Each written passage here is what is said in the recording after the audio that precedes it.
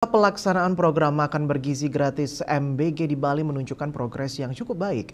Bahkan sudah banyak komunitas atau masyarakat yang tersebar untuk menjalankan program ini.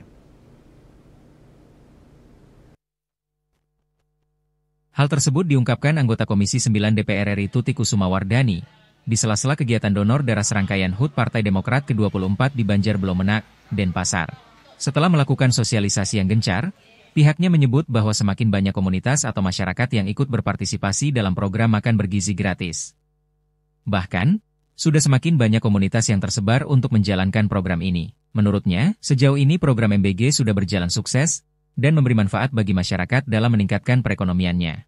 Ya, setelah kami sekian lama sosialisasi tentang makan bergizi gratis ini, yang dulunya memang sangat berat sekali kami mengajak ada komunitas atau masyarakat yang ikut berpartisipasi dengan program ini, sekarang ternyata sudah banyak sekali tersebar, bahkan sampai ada masyarakat yang minta tolong kepada saya tidak mampu lagi menolong karena sudah terlalu banyak yang berpartisipasi, dan ini saya merupakan suatu kesuksesan betul-betul bahwa dirasakan betul-betul program ini adalah bermanfaat untuk penerima manfaat, juga untuk masyarakat di sekitarnya, ekonomi akan tumbuh.